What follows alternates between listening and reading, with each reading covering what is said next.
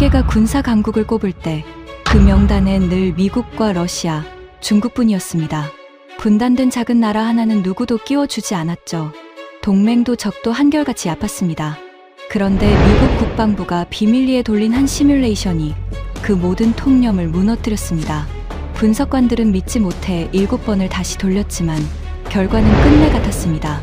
한국을 사흘이면 끝난다 비웃던 서방 동맹국들이 얼어붙었고 적국인 중국과 러시아조차 인정할 수밖에 없었습니다. 평소엔 조용하지만 건드리는 순간 완전히 다른 나라가 되는 한국. 적조차 감히 손대지 못한다는 충격적인 진실의 전말을 지금 공개합니다. 시작하기 전 구독과 좋아요, 그리고 대한민국 파이팅 댓글로 한국을 응원해주세요. 회의장이 술렁이기 시작했습니다. 20명이 조금 넘는 사람들의 시선이 일제히 정면 스크린으로 쏠렸습니다. 두꺼운 방음문이 닫히고 외부 통신이 모두 차단된 비공개 평가회의였습니다. 휴대전화는 입구에서 전부 수거됐고 창문은 두꺼운 차폐막으로 가려져 있었습니다. 이 방에서 오가는 말은 한마디도 밖으로 나가지 않습니다. 그만큼 무거운 자리였습니다. 그 큰 화면에는 단 한 줄의 문장만 떠 있었습니다. 우리는 이 나라를 30년 동안 잘못 읽었다. 누군가 코웃음을 흘렸습니다. 또 누군가는 옆자리 사람과 눈빛을 주고받으며 어깨를 으쓱했습니다. 긴 테이블 위에 놓인 물잔에 손을 뻗던 한 사람은 손을 멈추고 천천히 고개를 들었습니다. 회의실 공기가 미묘하게 비틀리는 것이 느껴졌습니다. 저는 그 반응을 똑똑히 보면서도 표정 하나 바꾸지 않았습니다. 오히려 그 비웃음이야말로 제가 오늘 이 자리에 선 이유였으니까요. 저는 마이크 앞으로 한 걸음 다가섰습니다. 결론은 맨 나중에 말씀드리겠습니다. 오늘은 숫자부터 보시죠. 제 목소리는 평소보다 낮게 깔렸습니다. 30년 넘게 이 일을 하면서 저는 사람들을 설득하는 가장 확실한 방법을 배웠습니다. 주장으로 시작하면 사람은 방어합니다. 그러나 숫자로 시작하면 사람은 따라옵니다. 그리고 오늘 제가 준비한 숫자들은 이 방 안에 누구도 따라오지 않고는 버틸 수 없는 것들이었습니다. 저는 리처드 콜드웰이라고 합니다. 미국 국방부에서 정책을 다루는 차관보로 일하고 있습니다. 군복을 입고 30년을 보냈고 별을 셋 달고 군문을 나온 뒤 다시 정책의 자리에서 10년 넘게 한 가지 일에 매달려 왔습니다. 세계 각국의 군사력을 평가하는 일입니다. 정확히 말하면 어떤 나라가 실제로 전쟁을 시작할 수 있는지, 그리고 그 전쟁을 얼마나 오래 버틸 수 있는지를 계산하는 일이었습니다. 전쟁을 시작하는 능력과 전쟁을 버티는 능력은 전혀 다른 문제입니다. 많은 나라가 첫날에는 강해 보입니다. 번쩍이는 전투기, 줄지어 선전차, 거창한 열병식. 그러나 전쟁이 첫 줄을 넘기고 첫 달을 넘기면 그 화려함은 대부분 무너집니다.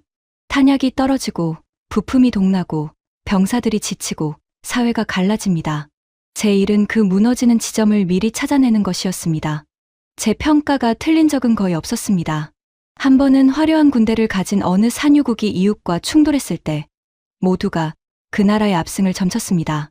그러나 저는 보고서에 그 나라가 2달을 못 버틴다고 적었습니다. 이유는 단 하나였습니다. 그 나라는 부품을 전부 수입에 의존하고 있었거든요.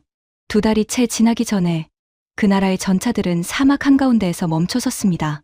그날 이후 사람들은 제 보고서를 함부로 비웃지 못하게 됐습니다. 그런 제가 평생 들여다본 것은 강대국과 위협, 국가뿐이었습니다. 러시아의 미사일, 중국의 함대, 북한의 포병. 제 책상 위에는 늘 그 나라들의 자료가 쌓여 있었습니다. 그것이 제 세계였습니다. 그리고 그 세계 속에서 한국은 한 번도 진지한 대상이 아니었습니다. 솔직하게 말씀드리겠습니다. 저는 한국을 과소평가하고 있었습니다. 그것도 아주 오랫동안. 제 머릿속에서 한국은 늘 같은 그림이었습니다. 미국의 안보 우산 아래에 웅크린 작은 분단국. 70년 넘게 휴전선 하나를 사이에 두고 버티는 나라. 미군이 빠지면 곧장 흔들릴 종속국.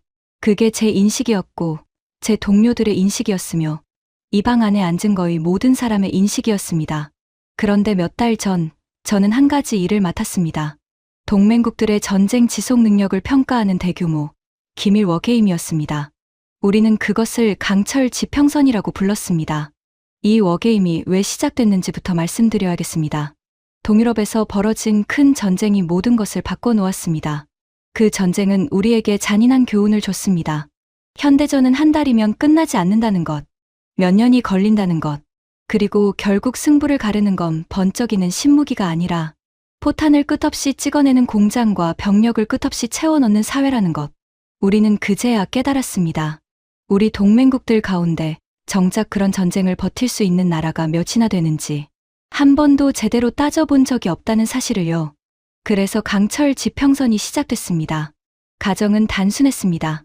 만약 미국이라는 우산이 얇아진다면 어느 동맹국이 스스로 전쟁을 버틸 수 있는가? 우리는 19개 동맹국을 하나씩 시뮬레이션에 넣었습니다. 침공이 시작되고 시간이 흐르고 보급선이 끊기고 사상자가 쌓이는 모든 과정을 슈퍼컴퓨터가 계산했습니다. 한 나라당 수백 번의 시나리오가 돌아갔습니다. 결과는 예상대로였습니다. 대부분의 나라가 무너졌습니다. 어떤 나라는 3주 만에 전쟁 지속 능력이 바닥났습니다. 명색이 군사 강국으로 불리던 한 나라는 포탄 재고가 4주를 못 넘기고 동났습니다. 평시에 방위 산업을 줄여온 대가였습니다. 또 어떤 나라는 병력 동원에만 2달이 걸려 그 사이에 수도가 함락됐습니다. 화려한 군대를 가진 나라일수록 오히려 빨리 무너지기도 했습니다. 평시에만 강했던 것입니다. 저는 그 결과들을 보면서 씁쓸하게 고개를 끄덕였습니다. 예상한 그대로였으니까요. 그런데 화면을 넘기던 제 손이 한 나라에서 멈췄습니다. 한 나라의 결과만 이상하게 튀어 있었던 것입니다. 처음 그 수치를 봤을 때 저는 분석관이 데이터를 잘못 넣었다고 생각했습니다. 시뮬레이션은 90일짜리였습니다. 보통은 그 안에서 침공군이 목표를 점령하느냐 마느냐가 갈립니다. 그런데 그 나라는 90일이 다 지나도록 침공군이 본토를 점령하지 못했습니다. 점령 확률이 한 자릿수였습니다. 저는 모니터를 한참 들여다봤습니다. 화면 속 그래프는 시간이 흐를수록 침공군의 손실 곡선이 가파르게 치솟고 있었습니다. 무언가 잘못된 게 분명했습니다. 그 나라가 한국이었습니다. 저는 그날 분석관을 불러 시뮬레이션을 다시 돌리게 했습니다. 1번, 2번, 3번. 변수를 바꾸고 조건을 더 가혹하게 만들고 침공군의 화력을 2배로 늘렸습니다. 7번을 돌렸습니다. 그런데 7번 모두 같은 결과가 나왔습니다. 침공군은 한국을 점령하지 못했습니다. 아니, 시간이 지날수록 오히려 침공군 쪽의 손실이 감당할 수 없는 수준으로 불어났습니다. 그 7번째 결과를 본 날 밤, 저는 사무실에 혼자 남아 있었습니다. 창밖은 이미 깜깜했고 책상 위 모니터의 푸른빛만이 제 얼굴을 비추고 있었습니다. 형광등은 진작 꺼져 있었고 건물 전체가 텅 빈 듯 고요했습니다. 저는 의자에 등을 깊이 기대고 천장을 올려다봤습니다. 그리고 처음으로 제 안에서 한 가지 질문이 올라왔습니다. 내가 30년 동안 무엇을 놓치고 있었던 거지? 그 질문을 안고 저는 오늘 이 자리에 섰습니다. 그러나 이 방 안의 사람들은 제 질문을 함께 나눌 생각이 전혀 없어 보였습니다.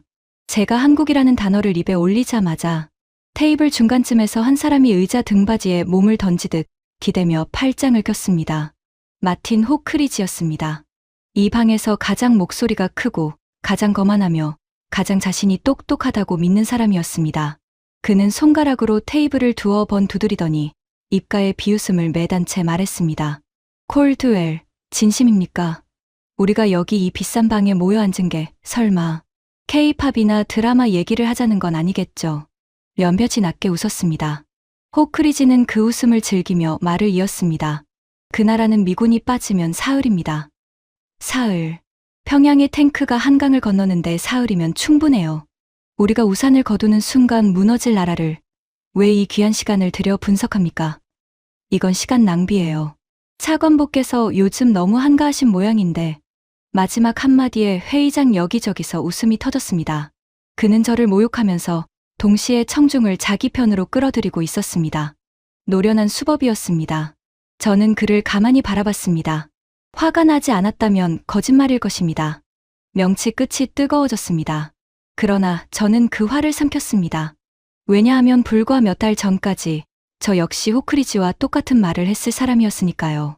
저는 그의 오만함이 어디에서 오는지 정확히 알고 있었습니다. 그것은 무지에서 오는 오만함이 아니었습니다. 그것은 한 번도 제대로 들여다본 적 없으면서 다 안다고 믿는 가장 위험한 종류의 오만함이었습니다. 호크리지의 옆에서 또 다른 목소리가 끼어들었습니다. 베르나르 르클레르. 무기 거래와 방산 정책을 오래 다뤄온 인물이었습니다. 그는 안경을 콧등 위로 밀어 올리며 입꼬리를 비틀어 올렸습니다. 그 값싼 무기들 말입니까? 어디서 많이 본 설계도들이죠. 우리 것을, 그리고 미국 것을 적당히 흉내내서 반값에 파는 것들. 솔직히 말해서 그건 군사력이 아니라 할인 행사예요. 진짜 전쟁을 견뎌본 적도 없는 카피 무기를 누가 진지하게 받아들입니까? 르클레르의 목소리에는 묘한 가시가 있었습니다. 저는 그 가시의 정체를 알고 있었습니다. 그의 나라는 최근 몇 년 사이 자신들이 따낼 거라 확신했던 대형 무기 수출 계약을 한국에 줄줄이 빼앗겼습니다. 어느 나라에서는 자기네 전차가 이미 낙점됐다고 자축까지 했다가 마지막 순간에 한국 전차에 뒤집혔다는 소문도 있었습니다. 그가 한국을 카피 무기라 부르며 비웃는 건 분석이 아니라 상처였습니다. 진 사람이 이긴 사람을 깎아내리는 가장 초라한 종류의 자존심이었습니다. 르클레르 씨, 저는 조용히 물었습니다. 그 카피 무기를 왜 여러 나라가 당신네 진품 대신 골랐을까요? 르클레르의 얼굴이 살짝 굳었습니다. 그러나 그는 곧 코웃음으로 받아넘겼습니다. 가격이죠. 싸구려를 좋아하는 가난한 나라들이 있는 법이니까. 저는 더 묻지 않았습니다. 그 답이 틀렸다는 걸 증명하는 건 오늘 제가 보여줄 숫자들의 몫이었으니까요. 그때 테이블 건너편에서 또 한 사람이 가세했습니다. 늘 호크리지의 비위를 맞추며 그의 곁을 지키는 보좌역이었습니다. 그는 일부러 들으라는 듯 큰 소리로 말했습니다. 솔직히 저는 차관부께 무슨 다른 의도가 있으신가 했습니다. 갑자기 한국을 이렇게 띄우시는 게 혹시 어디 무기 장사라도 도와주려는 로비 아닙니까? 순간 명치 끝까지 무언가 치밀어 올랐습니다. 그러나 저는 손에 든 리모컨을 꽉 쥐는 것으로 그 분노를 눌렀습니다. 저는 평생 누구의 로비도 해본 적이 없는 사람이었습니다. 오히려 윗사람이 듣고 싶어하는 보고서를 거부해 여러 번 미움을 산 사람이었죠. 그런 제가 비웃음을 무릅쓰고 이 자리에 선 이유는 단 하나, 그 워게임 결과가 진짜였기 때문입니다. 거짓이라면 차라리 마음이 편했을 것입니다. 의도는 없습니다. 저는 짧게 답했습니다. 저는 제가 본 것을 말할 뿐입니다. 다만 한 가지는 약속드리죠. 오늘 이 방을 나설 때쯤이면 방금 그 농담을 한 걸 후회하시게 될 겁니다. 저는 이 두 사람을 보면서 몇 달 전에 제 자신을 봤습니다. 그래서 더 마음이 무거웠습니다.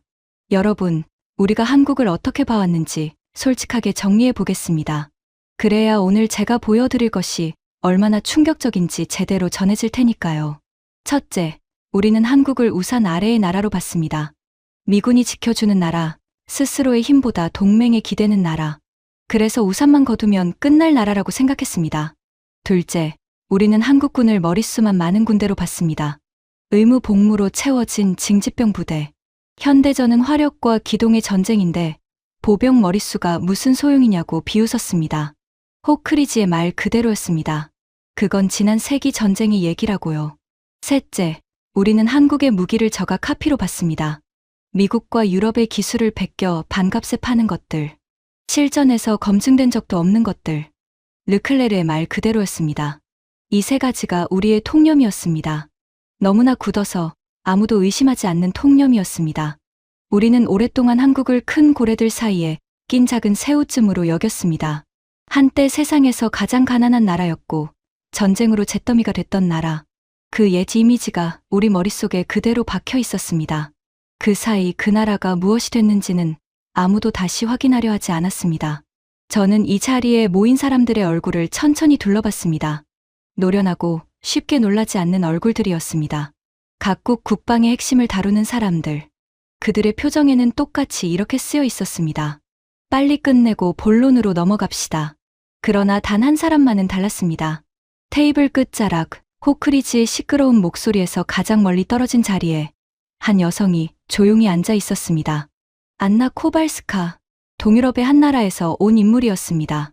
그 나라는 최근 몇 년 사이 한국으로부터 막대한 양의 무기를 사들였습니다. K2 전차, K9 자주포, 그리고 FA-50 전투기까지. 그래서일까요? 그녀만은 비웃지 않았습니다. 입을 다문 채 펜을 든 손으로 무언가를 천천히 적으며 제 말을 한 글자도 놓치지 않으려는 듯 바라보고 있었습니다. 호크리지가 한국을 사흘이면 끝날 나라라고 비웃을 때 저는 코발스카가 아주 미세하게 고개를 젓는 것을 봤습니다. 그녀는 무언가 말하려는 듯 입술을 살짝 떼었다가 다시 다물었습니다. 그러고는 시선을 자기 노트로 떨궜습니다. 회의장의 누구도 그 작은 움직임을 알아채지 못했습니다. 오직 단상 위에 저만이 봤습니다. 저는 그녀의 눈빛을 보고 한 가지를 직감했습니다. 그녀는 이미 무언가를 알고 있었습니다. 그것도 책상 위 자료가 아니라 자기 나라의 부대에서 한국 무기를 직접 운용하며 몸으로 알게 된 무언가를, 그리고 그것을 이 방의 거만한 사람들 앞에서 말해봤자 비웃음만 살 거라 여겨 혼자 삼키고 있었습니다. 그 순간 회의장 가장 안쪽 상석에서 낮고 묵직한 목소리가 들려왔습니다. 오늘 이 회의를 주재하는 가장 높은 자리의 인물이었습니다. 머리가 희끗한, 수십 년을 이 바닥에서 보낸 노련한 인사였습니다. 그는 한참을 침묵하다가 손을 살짝 들어 호크리지의 비웃음을 잠재웠습니다. 마틴, 그쯤 하지. 콜드웰 차관보가 빈손으로 이 자리에 섰을 사람은 아니야. 자네도 알잖나. 이 사람 보고서가 틀린 걸 본 적이 있나. 호크리지의 입이 다물어졌습니다. 그는 마지못해 어깨를 으쓱하고는 의자에 다시 기댔습니다. 상석의 인물이 저를 향해 고개를 돌렸습니다. 그 눈빛에는 호기심보다는 의무감이 담겨 있었습니다. 한 번 들어는 보겠다는 딱 그 정도의 태도였습니다. 계속하시죠, 차관보. 단, 한 가지만.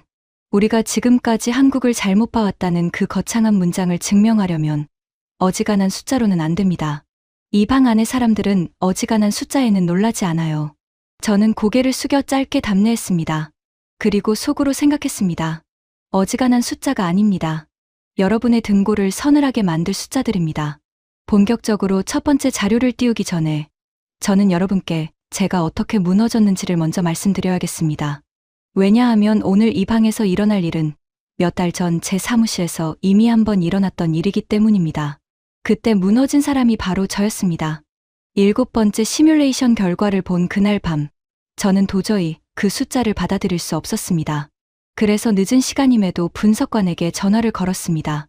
신호가 2번 울리기도 전에 그가 받았습니다. 그도 잠들지 못하고 있었던 모양입니다. 숫자 다시 확인했나. 제 목소리는 제가 들어도 메말라 있었습니다. 네, 차관보님. 3번 더 검사했습니다.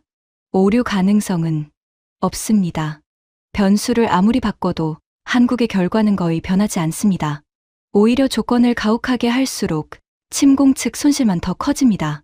차관보님, 솔직히 말씀드리면 저도 처음에는 시스템이 고장났다고 생각했습니다. 그래서 다른 분석관한테 코드를 통째로 다시 짜게 했어요. 그런데도 똑같았습니다. 저는 수화기를 든 채 한참을 말이 없었습니다. 책상 위에는 그날 급하게 출력한 한국 관련 자료들이 쌓여 있었습니다. 저는 그중 한 장을 집어 들었습니다. 손끝이 차가웠습니다. 종이가 미세하게 사각거렸습니다. 그리고 그 종이에 적힌 첫 줄을 다시 읽었습니다. 예비 전력 동원 소요 시간. 지금까지 저는 이 항목을 한 번도 진지하게 본 적이 없었습니다. 늘 병력 규모, 전차 수, 전투기 대수 같은 화려한 숫자만 봤지. 그 뒤에 숨은 시스템은 들여다보지 않았던 것입니다. 그런데 그날 밤, 그 한 줄이 저를 붙잡았습니다. 저는 전화를 끊고 자료를 처음부터 다시 읽기 시작했습니다. 1장, 2장, 3장. 읽을수록 등 뒤로 서늘한 기운이 타고 올라왔습니다. 어느 순간부터는 자료를 넘기는 제 손이 미세하게 떨리고 있었습니다. 사무실은 너무 조용해서 제 숨소리와 종이 넘기는 소리만이 또렷하게 들렸습니다. 제가 알던 한국은 그 어디에도 없었습니다. 겉으로 보이는 한국과 자료 속의 한국 사이에는 도저히 메울 수 없는 간극이 있었습니다. 평소에는 조용하고 평범해 보이는 나라가 자료의 뚜껑을 열어보니 안쪽에는 완전히 다른 무언가가 웅크리고 있었습니다. 저는 책상 앞에서 한참을 움직이지 못했습니다. 심장이 빠르게 뛰었고 입안이 바싹 말랐습니다. 그것은 두려움이었습니다. 그러나 동시에 오래 잊고 있던 감각, 무언가를 처음부터 새로 배우는 사람의 떨림이기도 했습니다. 그 자료에는 이런 것들이 적혀 있었습니다. 한국에서는 평범한 회사원, 평범한 가게 주인이 동원령 한 번에 훈련된 전사로 바뀐다고요. 자동차를 만들던 공장이 군용 차량을 찍어내는 시설로 전환되고 도시 전체가 하나의 요새로 변모한다고요. 그리고 이건 누군가의 상상이나 계획서가 아니라 이미 수십 년에 걸쳐 시스템으로 구축되고 정기적으로 점검되는 현실이라고요. 저는 그 문장 앞에서 펜을 내려놓았습니다. 그날 이후 3주 동안 저는 거의 한국만 들여다봤습니다. 밤늦게까지 자료를 읽고 한국군을 직접 겪어본 인사들과 영상으로 이야기를 나누고 우리 쪽 태평양 사령부의 비공개 평가까지 손에 넣어 검토했습니다. 그중 한 통화를 잊을 수가 없습니다. 저는 오래전 한국에서 한국군과 함께 연합훈련을 지휘했던 옛 동료에게 연락했습니다. 지금은 은퇴한 저보다 나이가 많은 노장이었습니다. 제가 한국군의 실제 수준이 어느 정도냐고 묻자 그는 한참을 침묵하다가 이렇게 말했습니다. 리처드, 자네 아직도 그걸 모르고 있었나? 내가 평생 본 군대 중에 그렇게 독하게 훈련하는 군대는 없었어. 그리고 더 무서운 건 군대가 아니야. 그 나라는 국민 전체가 군대야. 평소엔 안 보여. 그래서 다들 속아. 그런데 막상 건드리면 그때부터 완전히 다른 나라가 되는 거지. 완전히 다른 나라가 된다. 그 말이 제 머릿속에 박혀 떠나지 않았습니다. 그날 밤, 저는 한국의 방위 산업 자료로 넘어갔습니다. 그리고 거기서 또 한 번 멈칫했습니다. 한국은 단 한순간도 평화가 보장된 적이 없는 나라였습니다. 휴전선 너머에는 늘 위협이 있었고, 그래서 그들은 방위 산업을 한 번도 줄인 적이 없었습니다. 우리가 동유럽 전쟁 전까지 평화의 배당금이라는 말로 공장을 닫고 생산 라인을 줄이는 동안 한국은 정반대로 가고 있었던 것입니다. 그들의 공장은 늘 돌아가고 있었고 창고의 재고는 늘 채워져 있었습니다. 주문이 들어오면 몇 년이 아니라 몇 달 안에 무기를 내보냈습니다. 저는 그 납품 속도를 보고 르클레르의 비웃음을 떠올렸습니다. 카피 무기라서 싼 게 아니었습니다. 멈추지 않는 공장이 있었기에 빠르고 또 믿을 수 있었던 것입니다. 우리 쪽 기업들은 주문을 받고 나서야 부품을 발주하고 라인을 돌립니다. 그래서 몇 년이 걸립니다. 그런데 한국은 이미 만들어 둔 것을 보내거나 늘 돌아가던 라인을 잠깐 더 돌려 단기간에 내보냈습니다. 차이는 기술이 아니라 자세였습니다. 언제든 전쟁이 날 수 있다는 전제 위에서 모든 것을 돌리는 나라와 전쟁은 다시 없을 거라 믿고 살아온 나라의 차이였습니다. 그리고 마지막으로 저는 시뮬레이션의 그래프를 다시 펼쳤습니다. 침공군의 손실 곡선이 왜 그렇게 가파르게 치솟았는지 이제야 알 것 같았습니다. 한국은 무너지지 않았습니다. 병력이 줄면 48시간 만에 새 병력이 채워졌고 포탄이 줄면 공장이 다시 찍어냈고 도시가 공격받으면 그 도시가 통째로 요새가 되어 버텼습니다. 침공군은 끝없이 다시 일어서는 상대와 싸우고 있었던 것입니다. 시간이 흐를수록 강해지는 적, 그런 상대를 이길 방법은 없습니다. 그 사실을 깨달은 순간 저는 등받이에 기댄 채로 오랫동안 천장만 바라봤습니다. 머릿속에는 단 하나의 장면이 떠올랐습니다. 어느 침략군이 한 도시를 점령했다고 안도하는 순간 그 도시의 평범한 시민들이 무기고에서 총을 받아 다시 일어서는 장면. 그건 군대와 싸우는 게 아니라 나라 전체와 싸우는 일이었습니다.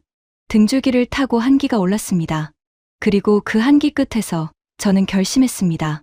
비웃음을 사더라도 이 사실을 반드시 윗선에 알려야 한다고요. 파고들수록 더 놀라웠습니다.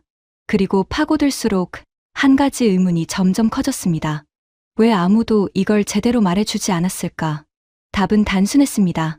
아무도 제대로 들여다보지 않았기 때문입니다. 한국은 자신의 힘을 자랑하지 않는 나라였습니다. 열병식으로 과시하지도 큰 소리로 위협하지도 않았습니다. 그래서 우리는 그 나라를 약하다고 착각했습니다. 조용한 것을 약한 것으로 오해한 것입니다. 그것이 우리의 가장 큰 실수였습니다. 저는 회의장으로 다시 정신을 돌렸습니다. 호크리지는 여전히 팔짱을 낀 채 천장을 보고 있었고 르클레르는 휴대전화를 빼앗긴 손으로 펜을 빙빙 돌리고 있었습니다. 그들에게 오늘 이 시간은 그저 빨리 지나가야 할 형식이었습니다. 코발스카만이 펜을 멈추고 저를 응시하고 있었습니다. 저는 다시 마이크 앞에 섰습니다. 그리고 천천히 입을 열었습니다. 여러분, 방금 호크리지 씨가 말씀하셨죠. 한국은 미군이 빠지면 사흘이라고요. 좋습니다. 그럼 첫 번째 질문을 드리겠습니다. 한 나라가 전쟁에 돌입한다고 가정했을 때 그 나라가 훈련된 병력 수백만을 전선에 세우는데 얼마나 걸릴 것 같습니까? 호크리지가 귀찮다는 듯 대답했습니다. 몇 주, 길면 몇 달이겠죠. 장비 나눠주고 부대 편성하고 다시 훈련시키고 다 아는 얘기 아닙니까? 맞습니다. 대부분의 나라가 그렇습니다. 우리도 그렇고 르클레르 씨의 나라도 그렇죠. 강철 지평선에서도 그랬습니다. 어떤 나라는 병력을 다 모으기도 전에 수도가 무너졌으니까요. 빨라야 몇 주, 보통은 몇 달입니다. 저는 잠시 말을 멈췄습니다. 회의실이 조용해졌습니다. 저는 화면을 바꿨습니다. 그리고 그 위에 단 하나의 숫자를 띄웠습니다. 48시간. 순간 회의장의 공기가 멈췄습니다. 호크리지의 팔짱이 슬그머니 풀렸습니다. 르클레르의 손에서 펜이 테이블 위로 떨어져 또르르 굴렀습니다. 누군가 작게 숨을 들이켜는 소리가 들렸습니다. 48시간입니다. 저는 또박또박 말했습니다. 한국은 전쟁이 시작되면 단 48시간 안에 100만 명이 훨씬 넘는 훈련된 병력을 전선에 세웁니다. 그것도 서류상의 계획이 아니라 이미 검증된 시스템으로요. 예비군 한 사람 한 사람마다 어느 무기고에서 어떤 장비를 받고 어디로 모이고 어느 길로 이동할지가 평시에 이미 다 정해져 있습니다. 동원령이 떨어지면 그저 정해진 곳으로 가서 합류하면 됩니다. 저는 화면에 작은 지도 한 장을 더 띄웠습니다. 전국 곳곳에 분산된 예비군 무기고의 위치를 표시한 지도였습니다. 여기서 한 가지 더 말씀드리죠. 한국은 예비군이 쓸 장비를 현역 부대와 완전히 별도로 미리 따로 비축해둡니다. 소총부터 박격포, 대전차 무기까지요. 동원된 병사는 자기 이름이 적힌 무기고로 가서 장비를 받습니다. 우리 기준으로는 상상하기 어려운 일이죠. 우리는 전쟁이 나면 그제야 장비를 어디서 끌어올지 회의부터 시작할 테니까요. 호크리지가 마른 침을 삼키는 것이 보였습니다. 그의 얼굴에서는 비웃음이 완전히 사라져 있었습니다. 호크리지가 입을 열려다 멈췄습니다. 반박할 말을 찾지 못한 것입니다. 상석의 인물이 천천히 몸을 앞으로 기울였습니다. 그의 눈빛에서 의무감이 사라지고 처음으로 다른 것이 떠올랐습니다. 48시간이라고 했으니까 그게 정말 가능한 숫자입니까? 차관보. 저는 그를 똑바로 바라봤습니다. 의장님, 저도 정확히 그 질문을 했습니다. 몇 달 전 제 사무실에서요. 그리고 그 질문의 답을 듣는 순간 저는 30년 동안 제가 믿어온 모든 것을 의심하기 시작했습니다. 회의장은 완전히 조용해졌습니다. 이제 아무도 비웃지 않았습니다. 호크리지조차 입을 다물고 화면 위의 숫자를 노려보고 있었습니다. 코발스카는 노트에서 고개를 들어 처음으로 다른 사람들의 얼굴을 둘러봤습니다. 그 표정에는 옅은 안도 같은 것이 스쳐 지나갔습니다.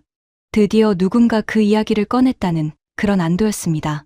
저는 그 침묵을 느끼며 다음 화면으로 넘어갈 준비를 했습니다. 이제 겨우 첫 번째 숫자였습니다. 그리고 그 48시간이라는 숫자가 어떻게 가능한지, 그 뒤에 어떤 시스템이 숨어 있는지를 설명하는 순간, 이 방 안의 모두는 자신이 알던 한국이 처음부터 존재하지 않았다는 사실을 깨닫게 될 것이었습니다. 그리고 그것은 시작에 불과했습니다. 48시간. 그 숫자가 화면에 떠 있는 동안 회의장은 오래 조용했습니다. 저는 그 침묵을 깨지 않았습니다. 침묵이 길어질수록 사람들의 머릿속에서는 더 많은 질문이 쌓이고 있을 테니까요. 저는 물잔을 들어 한 모금 마셨습니다. 차가운 물이 목을 타고 내려가는 감각이 또렷했습니다. 그리고 잔을 내려놓으며 입을 열었습니다. 여러분 중 누군가는 분명 이렇게 생각하고 계실 겁니다. 48시간 안에 수백만을 모은다는 게 그저 머릿수를 채우는 거 아니냐고요. 훈련도 제대로 안 된 사람들을 급하게 끌어모아봤자 진짜 군대가 되겠냐고요. 호크리지가 기다렸다는 듯 끼어들었습니다. 그는 다시 자신감을 회복한 표정이었습니다. 바로 그겁니다. 48시간에 모인 게 농부와 회사원 수백만이면 그건 군대가 아니라 군중이죠. 현대전은 화력입니다. 머릿수가 전쟁을 이긴다는 건 지난 세기 이야기예요. 저는 고개를 끄덕였습니다. 맞는 말씀입니다. 호크리지 씨. 머릿수만 많으면 의미가 없죠. 그래서 저도 정확히 그 점을 파고들었습니다.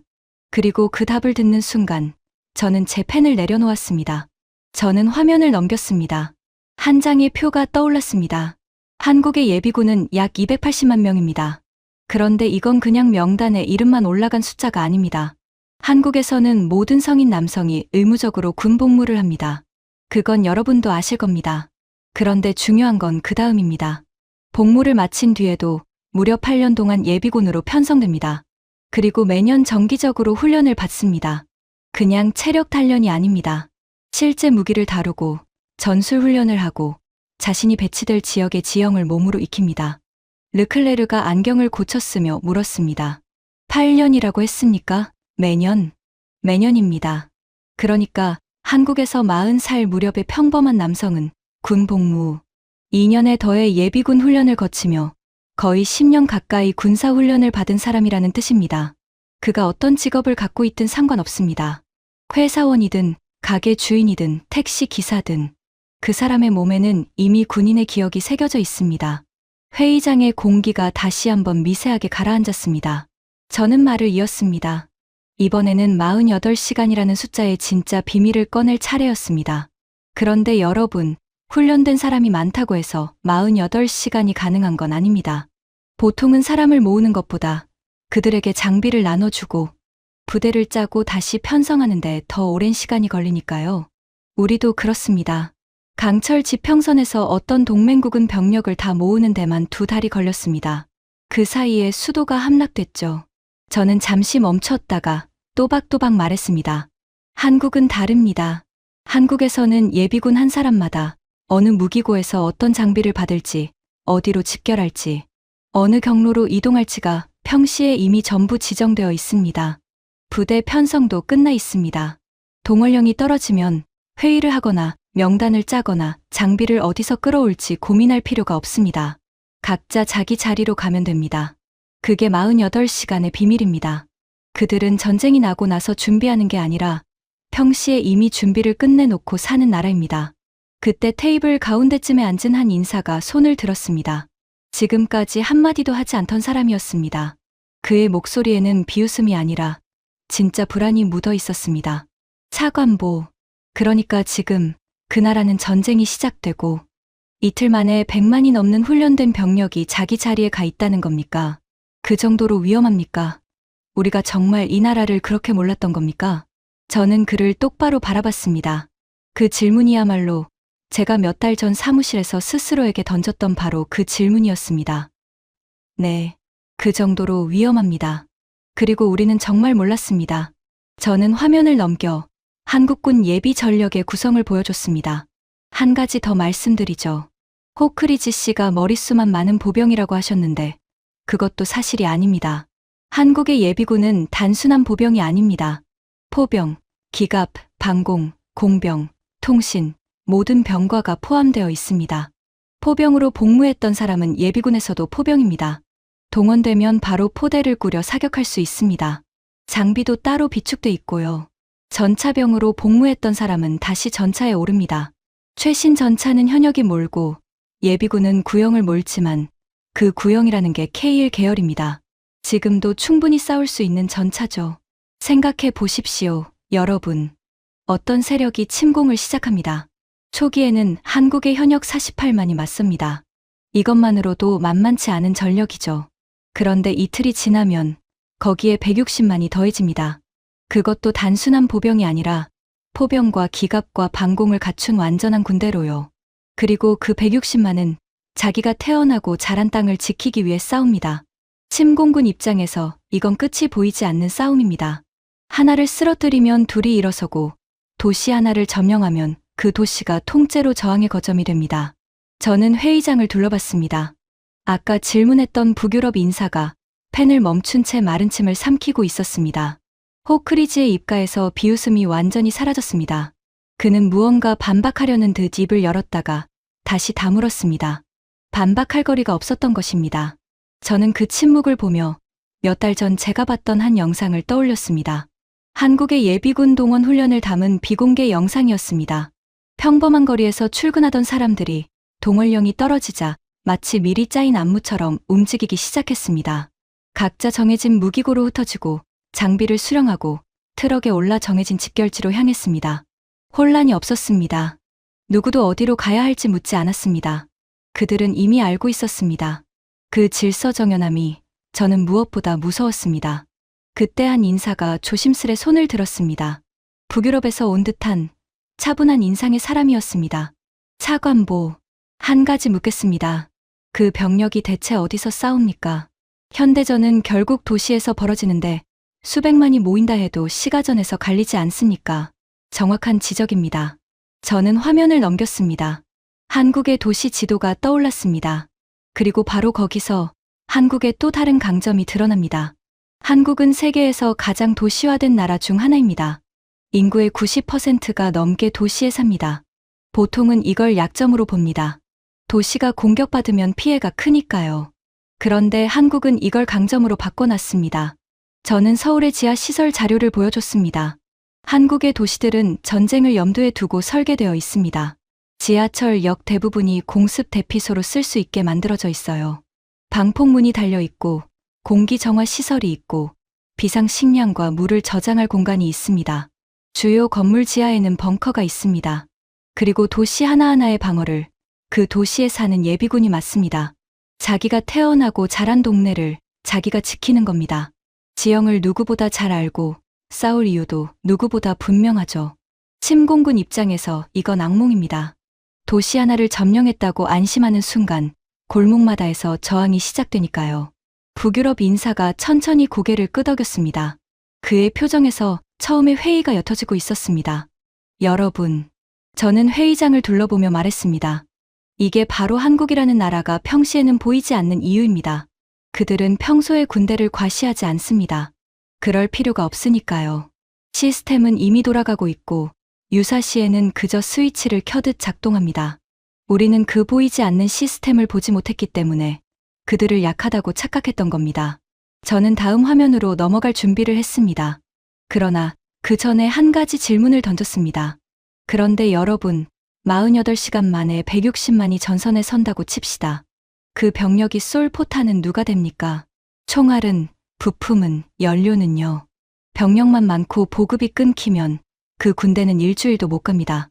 그래서 진짜 질문은 이겁니다. 한국은 그 많은 병력을 먹여 살릴 탄약을 댈 수 있는가? 저는 화면을 넘겼습니다. 그리고 바로 이 지점에서 저는 두 번째 충격을 받았습니다. 화면에 한 장의 그래프가 떠올랐습니다. 가로축은 시간, 세로축은 포탄 생산량이었습니다. 여러 개의 선이 그려져 있었는데 그 중 하나만 유독 높이 솟아 있었습니다. 여러분, 전쟁은 군인만으로 하는 게 아닙니다. 전쟁은 결국 경제력으로 합니다. 누가 더 오래, 더 많이 무기와 탄약을 찍어낼 수 있느냐가 승패를 가릅니다.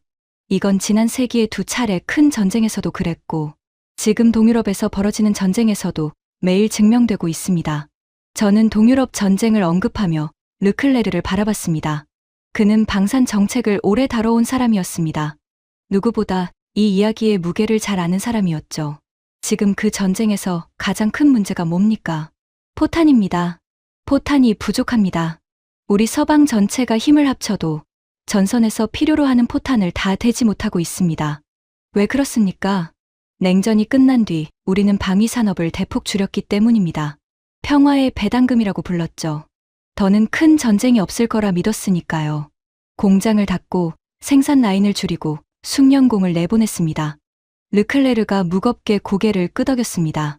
그 전만큼은 그도 부정할 수 없었던 것입니다. 그런데 한국은 한 번도 그러지 않았습니다. 저는 목소리를 높였습니다. 한국은 단 한순간도 평화가 보장된 적이 없는 나라였습니다. 휴전선 너머에는 늘 위협이 있었으니까요. 그래서 그들은 방위 산업을 줄인 적이 없습니다. 오히려 계속 키워왔습니다. 그 결과가 이겁니다. 저는 그래프에서 가장 높이 솟은 선을 짚었습니다. 한국은 평시에 말입니다. 155mm 포탄을 연간 약 18만 발 생산할 수 있습니다. 이건 우리 서방 유럽 회원국 전체를 합친 것보다 많은 양입니다. 회의장이 술렁였습니다. 르클레르가 자기도 모르게 몸을 앞으로 내밀었습니다. 그의 얼굴에서 핏기가 가셨습니다. 그는 유럽의 포탄 생산 능력이 어느 정도인지 정확히 아는 사람이었습니다. 그래서 이 숫자가 얼마나 비현실적으로 들리는지도 그가 가장 잘 알았습니다. 포탄을 그렇게 찍는다고요? 그의 목소리가 떨렸습니다. 그건 불가능합니다. 우리 유럽 전체가 1년을 매달려도 그만큼 못 찍습니다. 작은 나라 하나가 어떻게 불가능해 보이죠? 저는 조용히 말했습니다. 저도 처음엔 그렇게 생각했습니다. 그래서 3번을 확인했습니다. 그런데 사실이었습니다. 그리고 이건 평시 생산량일 뿐입니다. 전시 체제로 전환하면 생산량은 몇 배로 늘어납니다. 한국의 방산기업들은 이미 전시 증산 계획을 갖추고 있고 필요하면 민간 생산 라인을 군수 생산으로 바꿀 수 있습니다. 저는 화면을 넘겼습니다. 한국의 주요 산업시설들이 표시된 지도였습니다. 한국의 자동차 공장은 군용 차량을 찍어낼 수 있습니다. 조선소는 군함을 건조할 수 있습니다. 전자 공장은 군용통신 장비나 유도 장치를 만들 수 있습니다. 그리고 이 전환 계획은 그냥 종이 위의 구상이 아니라 평시에 이미 수립되어 있고 정기적으로 점검됩니다. 다시 말해, 한국은 사회 전체가 거대한 무기 공장으로 변신할 준비가 되어 있는 나라입니다. 저는 이 숫자를 처음 봤을 때를 떠올렸습니다. 도저히 믿기지 않아 한국 방산을 잘 아는 우리 쪽 전문가에게 직접 전화를 걸었습니다. 제가 그 생산량 숫자를 불러주자 수화기 너머에서 잠깐 침묵이 흘렀습니다. 그러더니 그가 말했습니다. 차관보님, 그 숫자 맞습니다. 그런데 사람들이 안 믿어서 저도 보고할 때마다 곤란합니다. 저는 그제야 깨달았습니다. 이건 저 혼자만 몰랐던 게 아니라 우리 모두가 오랫동안 외면해 온 사실이었습니다. 동유럽 전쟁을 다시 떠올려 보십시오. 그 전쟁에서 우리 서방은 포탄 하나를 두고 쩔쩔매고 있습니다. 자국 군의 재고를 보내자니 자국 방어에 구멍이 나고 새로 만들자니 몇 년이 걸립니다. 공장은 닫혀 있고 숙련공은 떠났고 부품 공급망은 끊겨 있으니까요. 우리는 평화에 너무 익숙해진 대가를 지금 치르고 있는 겁니다. 그런데 만약 그 자리에 한국이 있었다면 어땠을까요? 멈추지 않는 공장, 가득 찬 창고, 9달이면 끝나는 납품. 전쟁의 양상 자체가 달라졌을 겁니다. 저는 그 생각을 하며 등골이 서늘해졌습니다. 그때 코발스카가 처음으로 미세하게 몸을 움직였습니다. 그녀는 펜을 내려놓고 무언가 말하려는 듯 입술을 뗐습니다. 그러나 호크리지가 먼저 끼어들었습니다. 그는 마지막 자존심을 붙들고 있었습니다. 좋습니다. 많이 찍는다 칩시다. 그런데 빨리 많이 찍는다고 그게 좋은 무기입니까? 싸구려를 잔뜩 찍어봤자 전장에서 터지지 않으면 고철이에요. 그 질문 기다리고 있었습니다. 저는 화면을 넘겼습니다. 납품 속도 이야기를 해보죠. 우리 서방 기업들은 주문을 받으면 그때부터 생산을 시작합니다. 부품도 그때 발주합니다. 그래서 무기 하나 받는데 보통 4년이 걸립니다. 길면 더 걸리죠. 저는 잠시 멈췄습니다. 한국은 같은 무기를 평균 9달 안에 납품합니다. 르클레르가 의자에 털썩 등을 기댔습니다. 그의 입에서 짧은 한숨이 새어나왔습니다. 그 한숨의 의미를 저는 알았습니다. 그것은 자기 나라가 왜 그 많은 계약을 한국에 빼앗겼는지 이제야 진짜 이유를 깨달은 사람의 한숨이었습니다. 르클레르 씨, 저는 그를 향해 조용히 말했습니다. 아까 가난한 나라들이 싸구려를 골랐다고 하셨죠? 아닙니다. 그들은 빠르고 믿을 수 있는 무기를 고른 겁니다. 전쟁이 코앞인 나라에게 4년 뒤에 받는 최고의 무기보다 9달 만에 받는 좋은 무기가 100배 낫습니다. 그게 한국이 이긴 이유입니다. 카피라서가 아니라 멈추지 않는 공장이 있었기 때문입니다. 회의장이 조용해졌습니다. 이번엔 르클레르가 고개를 숙였습니다. 저는 한 가지 장면을 떠올렸습니다. 한국의 한 자동차 공장에 관한 자료였습니다. 평소에는 승용차를 찍어내는 평범한 공장. 그런데 그 공장의 설계도 한쪽에는 유사시 군용 차량 생산으로 전환하는 절차가 빼곡히 적혀 있었습니다. 어느 라인을 멈추고 어느 부품을 바꾸고 며칠 안에 무엇을 찍어낼 수 있는지가 전부 정해져 있었습니다. 그것도 그 공장 하나만이 아니었습니다. 전국의 주요 공장들이 그런 계획을 갖추고 있었고 정기적으로 점검까지 받고 있었습니다. 저는 그 자료를 보며 생각했습니다. 우리는 평화로울 때 공장을 닫았습니다. 한국은 평화로울 때도 전쟁을 준비했습니다. 그 차이가 위기의 순간에 두 나라의 운명을 가를 것입니다. 그리고 그 위기는 동유럽에서 이미 시작되고 있었습니다. 저는 한국의 방산 구조를 마저 설명했습니다. 한국이 어떻게 이게 가능한지 말씀드리죠. 한국의 주요 방산 기업들은 대부분 거대 기업 집단의 계열사입니다. 현대로템, 한화에어로스페이스, 한국항공우주산업, LI진엑스원 같은 회사들이죠. 이들은 민간 사업과 군수 사업을 동시에 굴립니다. 같은 회사가 상선도 만들고 군함도 만듭니다. 민항기 부품도 만들고 군용 장비도 만듭니다. 그래서 민간과 군수 사이의 기술 이전이 자유롭고 필요할 때 생산 라인을 빠르게 전환할 수 있습니다. 저는 마지막 자료를 띄웠습니다. 국산화율 표였습니다. 그리고 결정적인 건 이겁니다. 한국의 주요 무기는 대부분 자국산 부품으로 만들어집니다. K2 전차의 국산화율은 95%가 넘고 K9 자주포는 거의 100%입니다. 이게 왜 중요한지 아십니까? 부품을 외국에서 수입해야 하면 생산 속도가 외국 사정에 휘둘립니다. 그런데 자국 부품으로 만들면 생산 속도를 스스로 통제할 수 있습니다. 전쟁이 나서 수입길이 막혀도 한국은 계속 무기를 찍어낼 수 있다는 뜻입니다. 저는 회의장을 둘러봤습니다. 호크리지도 르클레르도 더는 비웃지 않았습니다. 그러나 저는 알았습니다. 그들은 아직 마지막 방어선을 붙들고 있었습니다. 빠르고 많이 만든다 해도 그게 진짜 좋은 무기라는 보장은 없다는 의심, 실전에서 검증된 적이 없지 않냐는 의심. 여러분의 표정에 아직 한 가지 의심이 남아있는 게 보입니다. 저는 미소를 지었습니다. 많이, 빨리 만드는 건 알겠는데 그 무기가 진짜 전장에서 통하느냐, 실전에서 검증된 적이 있느냐, 맞습니까?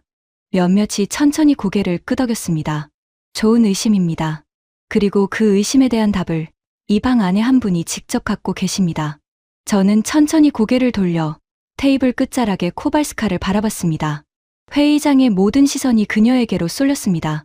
코발스카는 잠시 망설였습니다. 그녀의 손끝이 펜을 매만졌고 입술이 한 번 떨렸습니다. 이 거만한 사람들 앞에서 입을 여는 게 쉽지 않았던 것입니다. 그러나 그녀는 결국 천천히 일어섰습니다. 제가 한 가지 말씀드려도 될까요? 상석의 인물이 고개를 끄덕였습니다. 코발스카는 짧게 숨을 고르고 입을 열었습니다. 그녀의 목소리는 처음엔 작았지만 말이 이어질수록 또렷해졌습니다. 여러분이 그 무기들을 카피라고, 싸구려라고 비웃으시는 동안 제 나라는 그 무기들을 실제로 운용하고 있습니다. K2 전차, K9 자주포, FA-50 전투기. 우리 부대가 직접 굴리고 있어요. 그래서 저는 책상 위 자료가 아니라 제 군인들이 현장에서 보내온 보고로 말씀드릴 수 있습니다. 회의장이 조용해졌습니다. 호크리지의 얼굴이 살짝 굳었습니다. K9 자주포부터 말씀드리죠. 코발스카는 콜드웰을 한번 바라본 뒤 말을 이었습니다. 우리 포병들이 처음 그 자주포를 받았을 때 솔직히 반신반의했습니다. 그런데 사격 훈련 첫날 우리 포병 장교가 저한테 직접 전화를 걸어왔습니다. 흥분한 목소리로요. 분당 발사 속도가 우리가 쓰던 어떤 자주포보다 빠르다고요. 정확도도 신뢰성도 최고 수준이라고요. 한겨울 혹한에서도 멈추지 않았다고요. 코발스카는 잠시 말을 멈췄다가 목소리를 조금 더 낮췄습니다. 한 가지 더 말씀드리죠. 작년 겨울 우리나라 북쪽 국경에서 긴장이 고조됐을 때입니다. 우리는 그 자주포들을 급히 국경으로 전개했습니다. 영하 20도가 넘는 혹한이었어요. 솔직히 저는 걱정했습니다. 그 추위에 장비가 버틸까 하고요. 그런데 우리 포병 대대장이 보고하기를 단 한 문도 고장 나지 않았다고 했습니다. 오히려 우리가 오래 써온 서방제 장비들이 추위의 말썽을 부렸죠. 그날 이후 우리 군 내부에서 그 무기들을 보는 눈이 완전히 바뀌었습니다. 회의장이 조용해졌습니다. 현장의 증언에는 어떤 통계 자료도 대신할 수 없는 무게가 있었습니다. 저는 화면에 K9의 성능 자료를 띄웠습니다. 코발스카 차관보님 말씀이 맞습니다. 제가 덧붙였습니다. K9은 분당 최대 8발을 쏠 수 있습니다. 이건 대부분의 서방 자주포보다 빠릅니다. 그리고 이미 중동과 북유럽 여러 나라에 수출되어 실전에 가까운 환경에서 운용되고 있습니다. 평가는 한결같이 매우 긍정적입니다. 코발스카가 말을 이었습니다. FA-50도 마찬가지입니다. 우리 조종사들이 만족하고 있습니다. 정비가 쉽고 출격 준비가 빠르고 무엇보다 고장이 적습니다. 여러 나라에서 실제 작전에 투입된 사례도 있고요. 호크리지 씨, 사흘이면 무너질 나라가 만든 무기를 왜 우리 같은 나라들이 줄을 서서 사겠습니까? 우리가 바보라서요? 마지막 한마디에 호크리지의 얼굴이 붉어졌습니다. 회의장 한 구석에서 누군가 낮게 웃었습니다. 이번엔 호크리지를 향한 웃음이었습니다. 저는 속으로 쾌감을 느꼈습니다. 비웃음을 던지던 사람이 처음으로 비웃음을 받는 순간이었습니다. 호크리지가 발끈해서 반박하려 했습니다. 그건 그쪽 나라의 개별 경험일 뿐이고, 그러나 상석의 인물이 손을 들어 그를 막았습니다. 마틴, 현장에서 직접 운용하는 사람의 증언보다 더 확실한 검증이 어디 있나? 자네는 그 무기를 직접 굴려본 적이 있나? 호크리지는 입을 다물었습니다. 저는 이때를 놓치지 않고 말을 이었습니다. 검증이 쐐기를 박을 차례였습니다. 여러분, 솔직하게 말씀드리겠습니다. 한국 무기의 직접적인 실전 기록은 제한적입니다. 한국은 70년 넘게 본격적인 전쟁을 치르지 않았으니까요. 그건 사실입니다. 그러나 검증이 없는 게 아닙니다. 방금 코발스카 차관보님이 말씀하신 수출국들의 운용 경험이 첫 번째 검증입니다. 그리고 두 번째 검증이 있습니다. 저는 목소리를 낮췄습니다. 동유럽 전쟁입니다. 공식적으로 확인된 건 아니지만 관련 보고에 따르면 한국산 탄약이 우회 경로를 통해 그 전장에 흘러들어가 실제로 사용되고 있습니다. 그리고 그 성능에 대한 전선의 평가는 매우 만족스러운 것으로 알려져 있습니다. 다시 말해 한국 무기는 지금 이 순간에도 실전 데이터를 쌓고 있다는 겁니다. 호크리지가 마지막으로 발버둥 쳤습니다. 그건 다 정황이고 소문 아닙니까? 확실한 증거가 어디 있습니까? 호크리지 씨, 저는 그를 막았습니다. 확실한 증거를 원하신다면 방금 코발스카 차관보님이 자기 부대의 실제 운용 기록으로 증언하셨습니다. 그리고 곧 보여드릴 자료도 있고요. 그런데 솔직히 하나 여쭙겠습니다. 당신은 지금 증거가 없어서 못 믿으시는 겁니까? 아니면 믿고 싶지 않아서 증거를 외면하시는 겁니까? 회의장에 짧은 정적이 흘렀습니다. 호크리지의 얼굴이 굳었습니다. 그는 입을 열려다 다시 다물었습니다. 제 질문이 정확히 그의 급소를 찔렀기 때문입니다. 그는 증거가 없어서가 아니라 평생 믿어온 것을 버리기 싫어서 버티고 있었던 겁니다. 회의장이 무겁게 가라앉았습니다. 세 번째 검증은 한국군 자체의 훈련 수준입니다. 저는 말을 이었습니다. 한국군은 세계에서 가장 강도 높은 훈련을 하는 군대 중 하나입니다. 우리 미군과 정기적으로 연합훈련을 하고 그 무기 체계는 그 훈련을 통해 끊임없이 검증되고 개선됩니다. 우리 쪽 현장 지휘관들은 한국군 장비의 품질을 높이 평가합니다. 제가 오래전 한국에서 함께 훈련했던 옛 동료도 그랬습니다. 평생 본 군대 중에 가장 독하게 훈련하는 군대라고요. 저는 그 통화에서 들은 한 가지 이야기를 떠올렸습니다. 옛 동료는 한국군과의 연합훈련 중에 겪은 일을 들려줬습니다. 폭우가 쏟아지는 밤, 훈련이 중단될 거라 생각하고 막사로 돌아가려던 우리 병사들 옆에서 한국군은 그 빗속에서 훈련을 이어갔다고 했습니다. 누가 시켜서가 아니라 그게 당연하다는 듯이요. 그가 한 한국군 부사관에게 왜 이 비를 맞으며 하느냐고 묻자 그 부사관은 이렇게 답했다고 합니다. 전쟁은 날씨를 봐주지 않으니까요. 그 한마디에 제 동료는 한국군을 완전히 다시 보게 됐다고 했습니다. 저는 그 이야기를 회의장에 들려줬습니다. 잠시 침묵이 흘렀습니다. 그리고 그 침묵 속에서 저는 사람들의 표정이 바뀌는 것을 봤습니다. 숫자만으로는 전해지지 않던 무언가가 그 짧은 일화 하나로 전해진 것입니다. 한국의 힘은 장비에만 있는 게 아니었습니다. 그 장비를 쥔 사람들의 마음가짐에 있었습니다. 코발스카가 자리에 앉으며 저를 향해 작게 고개를 끄덕였습니다. 그 눈빛에는 고마움이 담겨 있었습니다. 오랫동안 혼자 삼켜온 이야기를 드디어 이 방에서 함께 말할 사람을 만났다는 안도였습니다. 저는 회의장을 둘러봤습니다. 분위기가 분명히 달라져 있었습니다. 처음의 비웃음은 사라지고 이제는 진지한 긴장이 방 안을 채우고 있었습니다. 노련한 얼굴들 위로 처음 보는 표정이 떠올랐습니다. 자신이 평생 믿어온 무언가가 흔들리기 시작한 사람의 표정이었습니다. 그러나 저는 알았습니다. 가장 큰 충격은 아직 오지 않았습니다. 지금까지 제가 보여준 건 한국의 양적인 힘이었습니다. 많은 병력, 많은 포탄, 빠른 납품. 그런데 한국의 진짜 무서운 점은 따로 있었습니다.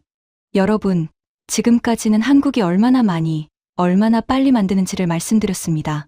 저는 화면을 넘겼습니다. 그런데 혹시 이렇게 생각하고 계신 분 있습니까? 그래봤자 한국은 값싼 물량 공세지.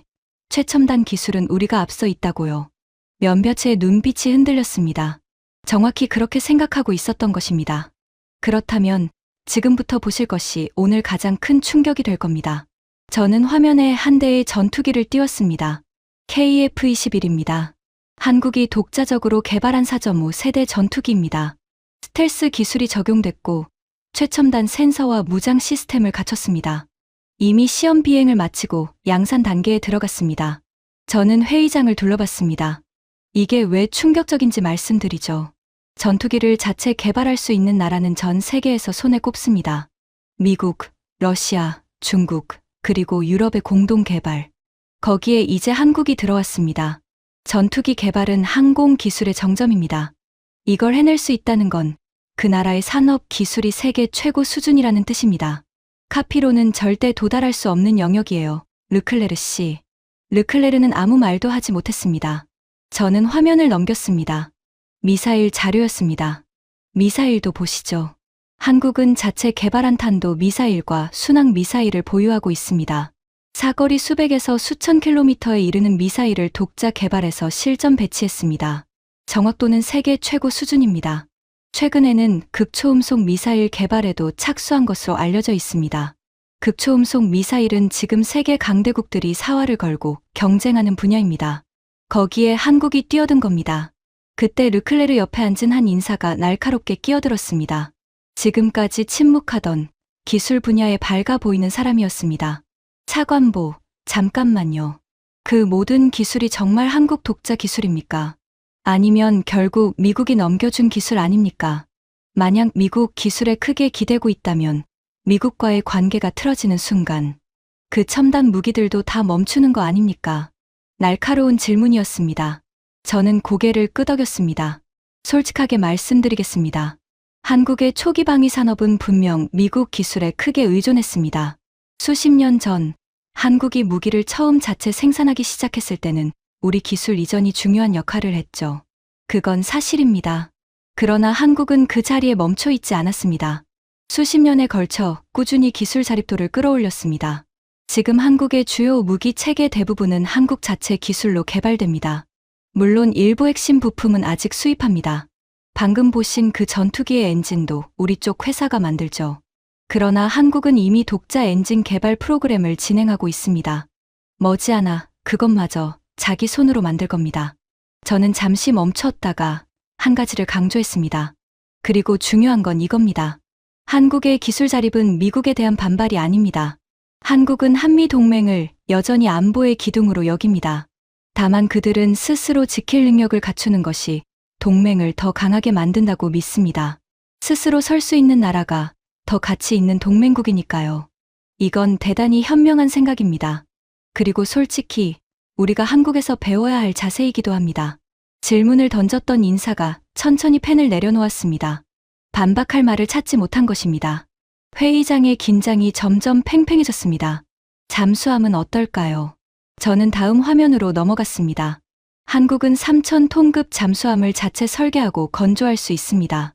잠수함은 군함 중에서 가장 기술적으로 복잡한 무기입니다.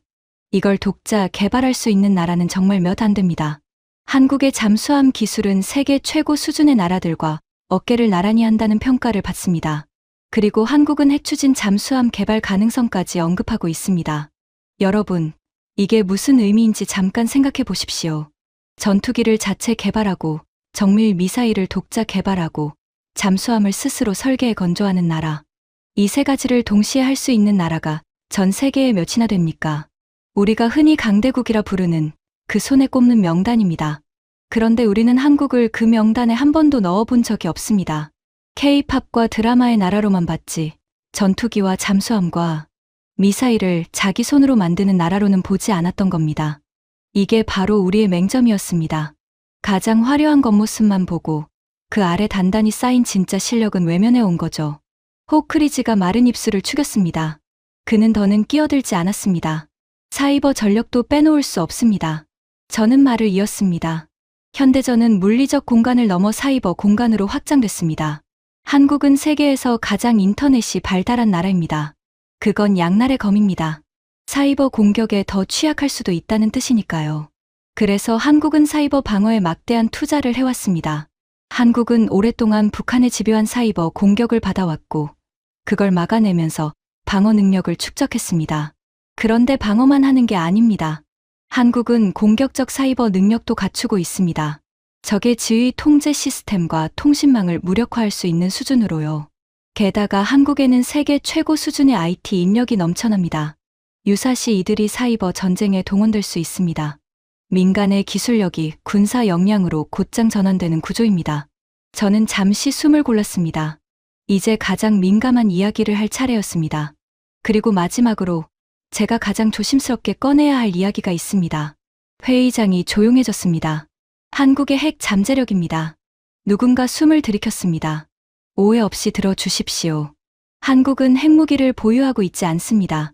핵 확산 금지 조약에 충실한 회원국이고 핵무기를 만들 의사가 없다고 공식적으로 밝히고 있습니다.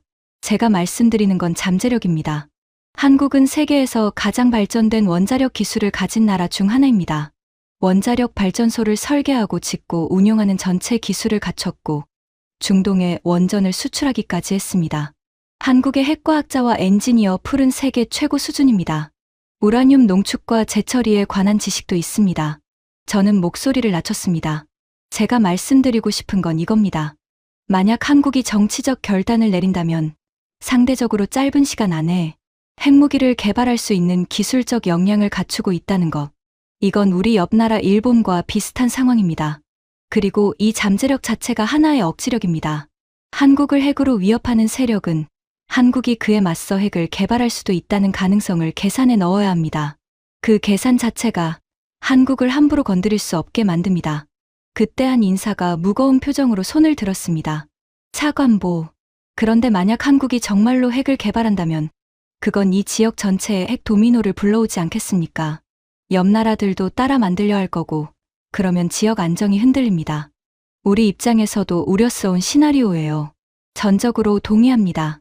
저는 진지하게 답했습니다. 그래서 저는 한국이 핵을 개발해야 한다고 말씀드리는 게 결코 아닙니다. 그건 위험한 길이에요.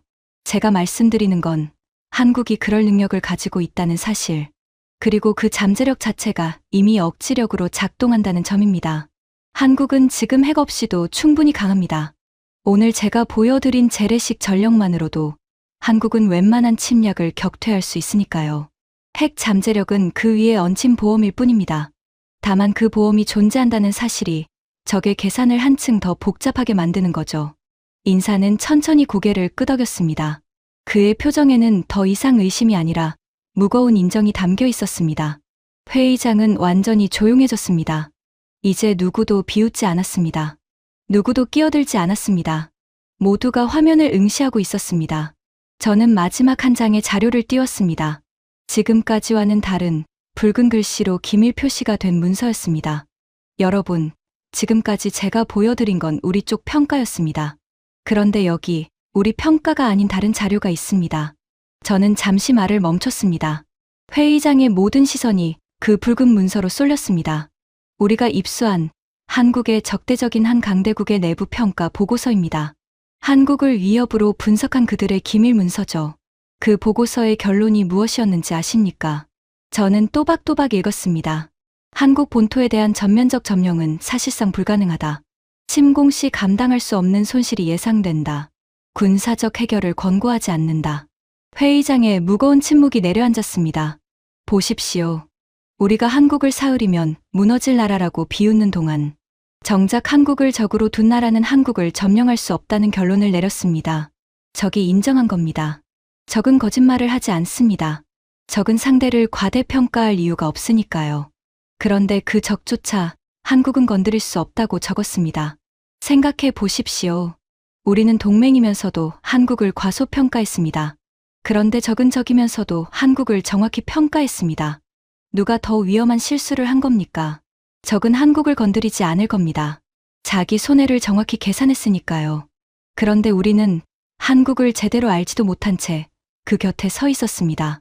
만약 우리의 이 무지가 어느 날 잘못된 판단으로 이어졌다면 그 대가는 적의 오판보다 훨씬 컸을 겁니다. 호크리지가 천천히 고개를 떨궜습니다. 그의 마지막 자존심이 무너지는 순간이었습니다. 그러나 그는 마지막 안간힘을 냈습니다. 그는 고개를 들고 떨리는 목소리로 말했습니다. 좋습니다. 다 인정하죠. 그런데 차관보, 이 모든 게 결국 미군이 뒤에 있기 때문 아닙니까? 미국이라는 우산이 한국 위에 있으니까 가능한 거죠. 우산을 거두면 그 나라는 결국 핵 앞에 혼자 남습니다. 안 그렇습니까? 회의장의 시선이 다시 저에게로 쏠렸습니다. 호크리지의 마지막 질문은 사실 이 방 안 모두의 마지막 희망이었습니다.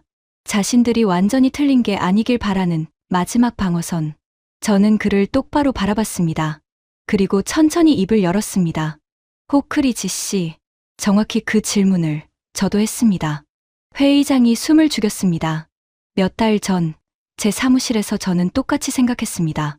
이 모든 게 미군 우산 덕분이라고요. 그래서 저는 한 가지 실험을 했습니다. 강철 지평선 시뮬레이션을 한 가지 조건만 바꿔서 다시 돌렸습니다. 저는 화면을 넘겼습니다. 그리고 한 문장을 띄웠습니다. 미국이라는 우산을 제거한다. 저는 분석관에게 지시했습니다. 미군의 지원을 전부 빼라고. 주한미군도, 항공모함도, 전략폭격기도 전부 없는 걸로 가정하라고. 한국 혼자, 오직 한국 자신의 힘만으로 침공을 막아야 하는 상황을 만들었습니다. 호크리지 씨 말씀대로 우산을 거둔 겁니다. 회의장의 긴장이 극에 달했습니다. 모두가 다음 말을 기다렸습니다. 르클레르는 안경 너머로 눈을 가늘게 떴고 코발스카는 두 손을 꼭 맞잡았습니다. 상석의 인물조차 몸을 앞으로 기울였습니다. 저는 천천히 화면을 넘겼습니다.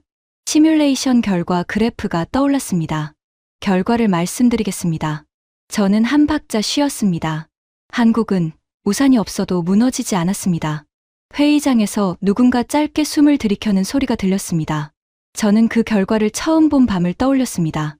우산을 제거한 시뮬레이션이 끝나고 화면에 최종 수치가 떴을 때 저는 한참을 그 자리에 앉아 있었습니다. 제가 마지막까지 붙들고 있던 가정. 그래도 미국이 없으면 한국은 무너질 거라는 그 마지막 믿음마저 무너지는 순간이었습니다. 저는 두 손으로 얼굴을 감쌌습니다. 손바닥에서 제 숨결이 뜨겁게 느껴졌습니다. 무섭기도 했고 부끄럽기도 했습니다. 우리가 지켜준다고 믿었던 나라가 사실은 스스로를 지킬 수 있는 나라였다는 것.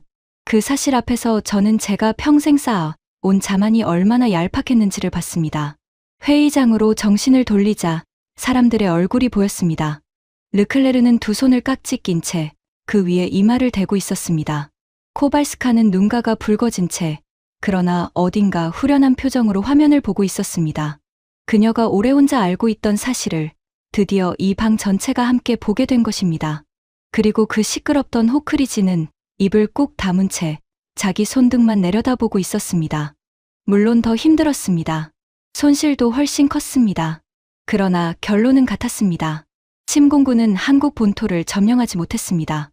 48시간 만에 160만이 전선에 섰고 멈추지 않는 공장이 포탄을 댔고 도시 하나하나가 요새가 되어 버텼습니다.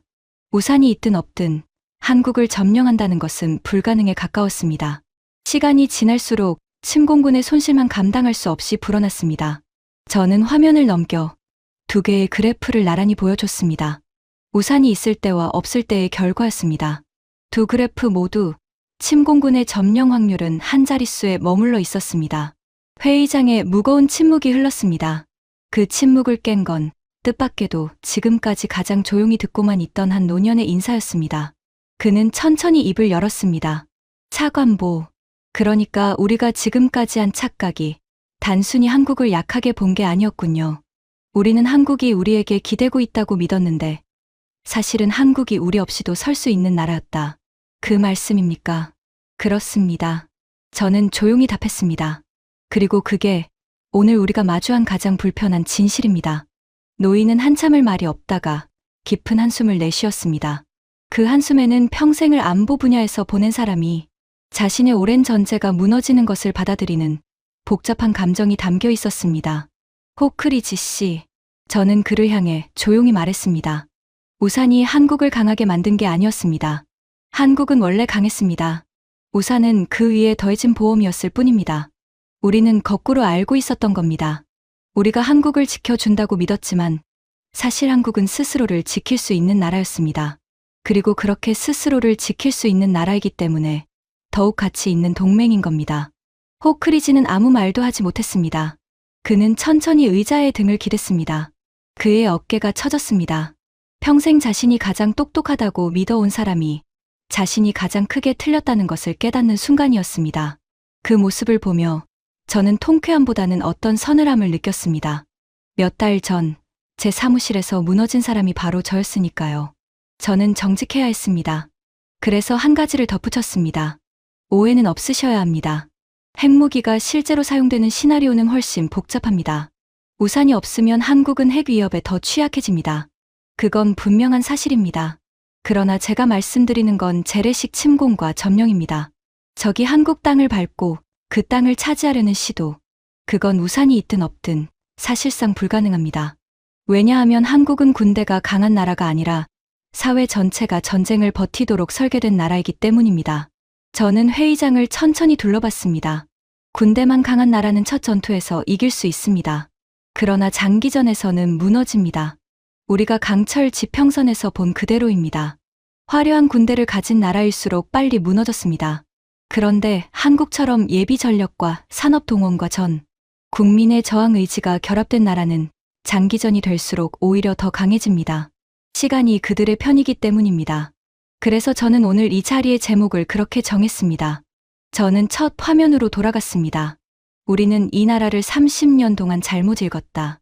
우리는 정말로 이 나라를 오랫동안 잘못 읽어왔습니다. 회의장은 깊은 침묵에 잠겼습니다. 비웃던 사람도 시큰둥하던 사람도 모두 화면을 응시한 채 말이 없었습니다. 그 침묵 속에서 저는 마지막으로 한 가지를 꺼낼 준비를 했습니다. 그날 사무실에서 모든 시뮬레이션이 끝나고 마지막 결과를 확인한 그 밤, 저는 한 가지를 더 깨달았습니다. 그것은 한국이 얼마나 강한가에 대한 깨달음이 아니었습니다. 그보다 훨씬 서늘한 다른 종류의 깨달음이었습니다. 우리가 진짜로 두려워해야 할 것은 이 나라가 우리의 적이 되는 게 아니었습니다. 문제는 그 반대였습니다. 이렇게 강한 나라가 지금 우리의 동맹이라는 사실. 바로 그것이 제가 이 방에서 마지막으로 전해야 할 이야기였습니다. 저는 마이크를 고쳐 잡았습니다. 그리고 입을 열었습니다. 여러분, 마지막으로 한 가지만 더 말씀드리겠습니다. 그리고 이게 오늘 제가 정말로 하고 싶었던 이야기입니다. 저는 마이크를 고쳐 잡았습니다. 회의장의 모든 시선이 저에게 모였습니다. 이제 비웃음은 어디에도 없었습니다. 그 자리에는 무거운 긴장과 무언가를 받아들이기 직전의 떨림이 있었습니다. 여러분, 지금까지 저는 숫자를 보여드렸습니다. 예비 전력, 산업 동원, 첨단 기술, 그리고 적조차 인정한 결론까지요. 그런데 마지막으로 드릴 이야기는 숫자가 아닙니다. 그건 우리가 한국을 어떻게 봐야 하는가에 관한 이야기입니다. 저는 화면을 넘겼습니다. 한 장의 오래된 사진이 떠올랐습니다. 폐허가 된 도시, 잿더미 위에 주저앉은 사람들, 헐벗은 아이들이 부서진 건물 사이에서 카메라를 바라보고 있었습니다. 이게 70여 년 전, 전쟁이 막 끝났을 무렵의 한국입니다. 그때 한국은 세상에서 가장 가난한 나라 중 하나였습니다. 전 국토가 잿더미였고 국민은 굶주렸습니다. 그 시절 우리는 한국을 도와주는 입장이었습니다. 식량을 보내고 물자를 보내고 가엾게 여겼죠. 우리가 없으면 살아남지 못할 나라라고 생각했습니다. 저는 다음 화면으로 넘어갔습니다. 이번엔 줄지어 선 전차들, 활주로 위의 전투기들, 거대한 조선소에서 건조 중인 군함의 사진이었습니다. 그리고 이게 지금의 한국입니다. 같은 나라입니다. 잿더미 위에서 굶주리던 그 나라가 지금은 전 세계가 줄을 서서 무기를 사가는 나라가 됐습니다. 우리가 가엾게 여기던 나라가 우리보다 빠르게 포탄을 찍어내고 우리가 못 만드는 속도로 무기를 납품하는 나라가 됐습니다. 회의장이 숨을 죽였습니다. 두 장의 사진이 잿더미와 강철이 같은 화면 위에서 대비되고 있었습니다. 여러분, 이 두 사진 사이에 걸린 시간은 한 사람의 일생도 채 되지 않습니다. 그 짧은 시간 동안 한 나라가 세상에서 가장 가난한 자리에서 세계가 줄을 서는 자리로 올라섰습니다. 인류 역사에 이런 도약은 흔치 않습니다. 그런데 더 놀라운 건 그 도약이 우연이 아니라는 겁니다.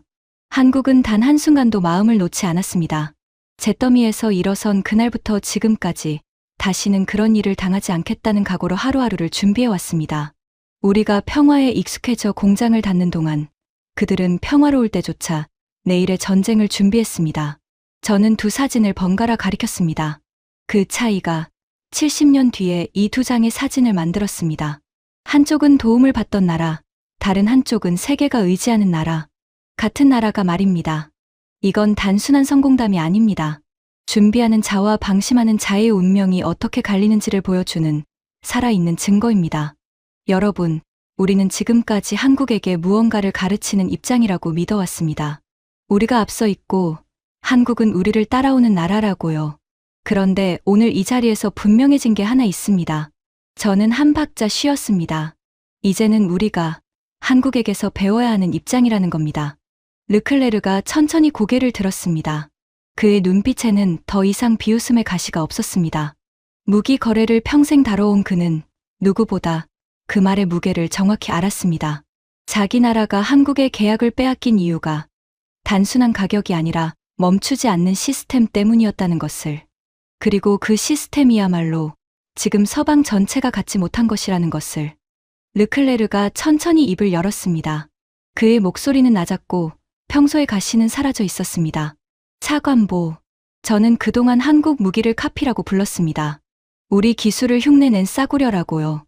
그런데 솔직히 말씀드리면 저는 그게 사실이 아니라는 걸 알면서도 그렇게 말해왔습니다. 우리가 졌다는 걸 인정하기 싫었으니까요. 우리 전차가 한국 전차에 밀려 계약을 빼앗겼을 때 저는 그게 그저 가격 때문이라고 스스로를 속였습니다. 하지만 아니었습니다. 그들은 우리가 못하는 걸 해냈습니다. 멈추지 않는 공장, 빠른 납품, 믿을 수 있는 품질. 그건 흉내가 아니라 실력이었습니다. 그가 안경을 벗어 잠시 눈을 감았습니다. 오늘에서야 그걸 입 밖으로 낼 용기가 생겼습니다. 인정합니다. 우리가 한국에게서 배워야 합니다. 회의장이 조용해졌습니다. 그의 인정은 어쩌면 호크리지의 인정보다 더 무거운 것이었습니다. 평생 자존심으로 버텨온 사람이 그 자존심을 스스로 내려놓는 순간이었으니까요. 저는 목소리를 낮췄습니다. 이제 오늘의 핵심을 말할 차례였습니다. 그런데 여러분, 제가 이 모든 자료를 정리하면서 가장 등골이 서늘했던 순간이 언제였는지 아십니까? 한국이 강하다는 걸 깨달았을 때가 아닙니다. 한국이 우리의 적이 될 수도 있다는 상상을 했을 때도 아닙니다. 회의장이 조용해졌습니다. 제가 가장 서늘했던 건 이렇게 강한 나라가 지금 우리의 동맹이라는 사실을 깨달았을 때였습니다. 누군가 짧게 숨을 들이켰습니다. 생각해 보십시오. 48시간 만에 깨어나는 수백만의 군대, 멈추지 않는 공장, 전투기와 잠수함과 미사일을 자기 손으로 만드는 기술, 적조차 점령할 수 없다고 결론 내린 나라. 만약 이런 나라가 우리의 적이었다면 그건 재앙이었을 겁니다. 우리가 상대할 수 있는 나라가 아니었을 겁니다. 저는 회의장을 천천히 둘러봤습니다. 그런데 한국은 우리의 적이 아닙니다. 우리의 동맹입니다. 가치를 함께하고 같은 편에 서 있는 나라입니다. 그래서 저는 오늘 이 모든 걸 알게 된 지금 두려움보다 훨씬 큰 다른 감정을 느낍니다. 저는 또박또박 말했습니다. 적이 아니라 다행입니다. 회의장에 깊은 침묵이 내려앉았습니다. 그 한마디가 방 안의 공기를 바꿔놓았습니다. 사람들의 얼굴 위로 지금까지와는 다른 표정이 번졌습니다. 그것은 인정이었습니다. 마침내 무언가를 받아들인 사람들의 표정이었습니다. 저는 한마디를 더 보탰습니다. 여러분, 그래서 저는 오늘 이 자리에서 분명히 말씀드리고 싶습니다. 우리는 한국을 그저 지켜줘야 할 약한 동맹으로 봐서는 안 됩니다. 한국은 우리가 함께 어깨를 걸어야 할 가장 믿음직한 파트너입니다. 그리고 그런 파트너가 우리 곁에 있다는 건 우리에게 주어진 행운입니다. 동맹이라 무섭다는 말은 결국 동맹이라 든든하다는 말과 같습니다. 그 무게를 우리가 이제는 제대로 알아야 합니다. 회의장 곳곳에서 사람들이 깊이 고개를 끄덕였습니다. 그 침묵을 깬 건 뜻밖의 사람이었습니다. 마틴 호크리지. 회의가 시작될 때 가장 크게 비웃었던 사람. 한국은 사흘이면 무너진다고 단언했던 사람. 그가 천천히 손을 들었습니다. 그의 얼굴은 굳어 있었고 목소리는 평소의 거만함을 완전히 잃은 채 떨리고 있었습니다. 차관보. 회의장의 시선이 그에게로 쏠렸습니다. 제가 회의를 시작할 때 한 말을 취소하겠습니다. K-팝이나 분석하자는 거냐고 했던 말. 시간 낭비라고 했던 말. 사흘이면 무너진다고 했던 말. 전부요. 그는 잠시 말을 멈추고 마른 침을 삼켰습니다. 저는 평생 제가 누구보다 군사를 잘 안다고 자부했습니다. 그런데 오늘 제가 한 나라를 통째로 잘못 보고 있었다는 걸 인정합니다. 그것도 가장 중요한 나라를요. 부끄럽습니다. 그리고 차관보께서 이 자리에서 그 말을 해주셔서 다행이라고 생각합니다. 회의장이 술렁였습니다. 가장 단단하던 사람이 무너지자 마지막 남은 의심들도 함께 무너졌습니다. 저는 호크리지를 바라보며 통쾌함이 아니라 어떤 묵직한 감정을 느꼈습니다. 잘못을 인정하는 데에는 비웃는 것보다 훨씬 큰 용기가 필요하니까요. 그때 회의장 가장 안쪽 상석에서 한 사람이 천천히 일어섰습니다. 오늘 이 자리를 주재하던 가장 높은 자리의 인물이었습니다. 머리가 희끗한 그 노련한 인사는 한참을 말없이 화면을 바라보다가 입을 열었습니다. 그의 목소리는 낮았지만 방 안구석구석까지 또렷하게 울렸습니다. 콜드웰 차관보, 그리고 여기 계신 모든 분들. 그는 잠시 숨을 골랐습니다. 저는 이 바닥에서 수십 년을 보냈습니다. 수많은 브리핑을 들었고 수많은 평가를 받습니다. 그런데 오늘 이 브리핑은 제 평생 가장 중요한 브리핑 중 하나로 기억될 겁니다. 우리는 오늘 우리가 가진 가장 위험한 착각 하나를 깨뜨렸습니다. 그건 우리의 동맹 하나를 과소평가해 온 착각이었습니다. 그는 회의장을 둘러봤습니다. 오늘 이 자리의 결론을 분명히 하겠습니다. 우리는 한국을 다시 봐야 합니다. 그저 도와줘야 할 약한 동맹이 아니라 우리가 함께 손잡아야 할 강한 파트너로요. 그리고 우리는 한국에게서 배워야 합니다. 안보를 당연시하지 않는 자세, 늘 준비하는 자세, 우리가 평화의 배당금이라며 내려놓았던 그 자세를요. 그는 저를 향해 고개를 숙였습니다. 훌륭한 브리핑이었습니다. 차관보. 고맙습니다. 회의장 곳곳에서 사람들이 따라 고개를 끄덕였습니다. 르클레르도, 그리고 호크리지도요. 코발스카는 눈가가 붉어진 채로 그러나 환하게 저를 바라보고 있었습니다. 오랫동안 혼자 알고 있던 진실을 드디어 이 방 전체가 함께 받아들이는 순간을 지켜보는 그녀의 표정은 말로 다 할 수 없는 것이었습니다. 저는 단상 위에서 잠시 그 광경을 바라봤습니다. 가슴 한쪽이 뜨거워졌습니다. 그것은 한 나라가 마침내 제대로 된 평가를 받는 순간을 지켜보는 사람의 벅참이었습니다. 회의가 끝난 뒤 사람들은 천천히 회의장을 빠져나갔습니다. 그러나 분위기는 들어올 때와 완전히 달랐습니다. 들어올 때 그들의 얼굴에는 빨리 끝내자는 권태가 있었습니다. 나갈 때 그들의 얼굴에는 무언가 중요한 것을 깨달은 사람의 진지함이 있었습니다. 문을 나서던 호크리지가 제 앞에 잠시 멈춰섰습니다. 그는 어색하게 손을 내밀었습니다. 차관보, 오늘 일은 오래 기억하겠습니다. 저는 그 손을 맞잡았습니다. 그의 악수는 단단했습니다. 호크리지가 나간 뒤 코발스카가 천천히 다가왔습니다. 그녀는 잠시 머뭇거리다가 조용히 말했습니다. 차관보, 고맙습니다. 저는 오랫동안 이 이야기를 혼자 알고 있었어요. 우리 군인들이 현장에서 그 무기들을 쓰며 느낀 것들을 이런 자리에서 말해봤자 비웃음만 살 거라 생각했죠. 그래서 입을 다물고 있었습니다. 그런데 오늘 누군가 먼저 그 이야기를 꺼내주셨어요. 덕분에 저도 용기를 낼 수 있었습니다. 그녀의 눈가가 다시 붉어졌습니다. 우리나라는 작습니다. 그래서 한국이 어떤 나라인지 누구보다 절실하게 압니다. 강한 이웃들에게 둘러싸인 작은 나라가 살아남으려면 무엇이 필요한지를요. 한국은 그 답을 보여주는 나라예요. 오늘 이 방의 사람들이 그걸 알게 돼서 정말 다행입니다. 저는 고개를 끄덕였습니다. 그녀의 말에는 어떤 자료에도 담기지 않는 무게가 있었습니다. 상석의 인물은 떠나기 전 보좌진에게 한 가지를 지시했습니다. 오늘 브리핑 내용을 정식 보고서로 작성해 각국의 정책 결정자들에게 전달하라고요. 그리고 다음 회의의 의제를 바꾸라고 했습니다. 한국과의 안보 협력을 어떻게 깊게 만들 것인가? 한국의 방위 산업 모델에서 우리가 무엇을 배울 것인가? 그것이 새로운 의제가 될 것이었습니다. 저는 알고 있었습니다. 오늘 이 방에서 시작된 작은 변화가 머지않아 여러 나라의 정책으로 번져갈 것이라는 걸요. 제 보고서는 곧 각국의 책상 위에 놓일 것이고 한국을 바라보는 서방의 시선은 조금씩 달라질 것입니다. 그리고 그 변화는 한국에게도 우리에게도 이로운 일이 될 것입니다. 제대로 된 이해 위에서만 진짜 신뢰가 쌓이는 법이니까요. 저는 텅 빈 회의장에 잠시 혼자 남았습니다. 차 폐막이 거친 창밖으로 도시의 불빛이 하나도 켜지고 있었습니다. 저는 그 불빛을 바라보며 오늘 브리핑을 되짚어봤습니다. 제가 전하고 싶었던 핵심은 무엇이었을까요? 한국이 얼마나 강한지를 자랑하는 게 아니었습니다. 한국은 자신의 힘을 자랑하는 나라가 아니니까요. 제가 전하고 싶었던 건 진짜 강한 나라는 떠들지 않는다는 것이었습니다. 평소에는 조용하고 부드럽고 심지어 약해 보이기까지 합니다. 그러나 막상 건드리면 그 순간 완전히 다른 나라가 됩니다. 민간 공장이 군수시설로 바뀌고 평범한 시민이 훈련된 전사로 바뀌며 도시 전체가 요새로 변모합니다. 그건 이론이 아니라 이미 시스템으로 구축된 현실이었습니다.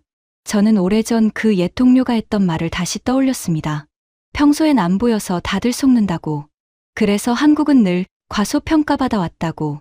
세계는 한국의 문화와 기술과 경제는 알지만 한국이 조용히 쌓아 온 진짜 힘은 잘 모른다고. 그 힘은 필요할 때, 오직 필요할 때만 드러난다고요. 그리고 저는 한 가지를 더 생각했습니다. 한국은 왜 이렇게 강해졌을까? 답은 단순했습니다. 선택의 여지가 없었기 때문입니다. 약하면 죽는 환경에서 70년 넘게 살아왔기 때문입니다. 역설적이게도 끊임없는 위협이 한국을 이렇게 단단하게 만들었습니다. 평화로운 환경에서는 결코 이렇게 강해질 수 없습니다. 안보를 당연하게 여기는 순간 대비를 게을리하게 되니까요. 우리 서방이 지금 동유럽의 비극을 통해 뒤늦게 배우고 있는 바로 그 교훈입니다. 문득 한 가지 생각이 떠올랐습니다. 우리는 흔히 강함을 화려함으로 착각합니다. 번쩍이는 무기, 거창한 열병식, 큰 목소리. 그러나 진짜 강함은 그런 데 있지 않았습니다. 진짜 강함은 보이지 않는 곳에 있었습니다. 평범한 시민의 몸에 새겨진 군인의 기억, 늘 돌아가는 공장, 동네마다 숨어있는 무기고 위기의 순간 하나로 뭉치는 마음. 한국의 힘은 바로 그런 눈에 띄지 않는 곳에 단단히 쌓여 있었습니다. 그래서 세상은 오랫동안 그 힘을 보지 못했고, 그래서 그 힘은 더욱 무서운 것이었습니다. 그리고 그 힘이 우리를 향한 것이 아니라 우리 곁에 서 있다는 사실이 저는 무엇보다 고마웠습니다. 저는 가방을 챙겨 회의장을 나섰습니다. 복도를 걸으며 오늘 본 한 장의 문장을 떠올렸습니다. 한국은 조용한 맹수다. 평소에는 웅크리고 있어 보이지 않습니다. 먼저 공격하지도 않습니다. 그러나 누군가 그 잠든 맹수를 건드리는 순간 맹수는 깨어나 물어뜯고 절대 놓지 않습니다. 저는 그 맹수가 우리의 적이 아니라 우리의 동맹이라는 사실에 다시 한번 안도했습니다. 내일이면 저는 일상으로 돌아갈 것입니다. 책상 위에는 또 다른 나라들의 자료가 쌓여 있겠죠. 그러나 오늘 배운 교훈은 오래 남을 것입니다. 조용한 나라를 과소평가하지 말 것. 겉으로 드러내지 않는다고 힘이 없는 게 아니라는 것. 오히려 진짜 강한 나라일수록 자신의 힘을 함부로 보이지 않는다는 것. 한국이 바로 그런 나라라는 것. 세상은 계속 변할 것입니다. 위협은 사라지지 않을 것입니다. 그러나 준비된 자는 살아남습니다. 한국은 준비되어 있습니다. 그리고 우리도 이제는 준비해야 합니다.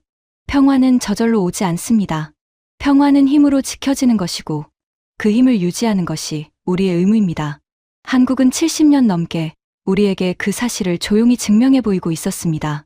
다만 우리가 보지 못했을 뿐입니다. 이제는 봐야 할 때입니다. 저는 건물 밖으로 나와 잠시 밤하늘을 올려다봤습니다. 차가운 밤 공기가 폐 속으로 스며들었습니다. 도시는 평온했고 거리의 불빛은 따뜻했습니다. 이 평온이 그냥 주어진 게 아니라는 걸 저는 오늘에서야 가슴 깊이 깨달았습니다. 어딘가에서는 지금도 누군가가 깨어 경계를 서고 훈련을 하고 내일을 대비하고 있습니다. 한국의 병사들도 지금 이 시간 휴전선에서 북쪽을 바라보고 있겠죠. 70년 넘게 그래왔듯이요. 그 보이지 않는 경계심이, 그 조용한 준비가 한 나라를 지켜왔습니다. 그리고 앞으로도 지켜낼 것입니다. 저는 천천히 발걸음을 옮겼습니다. 마음 한구석이 묵직하면서도 이상하게 든든했습니다. 세상에 이런 나라가 있다는 것, 그리고 그 나라가 우리의 적이 아니라 친구라는 것, 그것만으로도 오늘 밤은 충분히 다행한 밤이었습니다. 지금까지 세계가 과소평가했던 대한민국의 진짜 저력에 관한 이야기였습니다. 우리가 무심코 지나쳤던 이 나라의 힘을 더 많은 분들이 알 수 있도록 이 영상을 주변에 널리 공유해 주세요. 진짜 강한 나라는 요란하게 떠들지 않습니다. 조용히, 그러나 누구보다 단단하게 준비할 뿐입니다.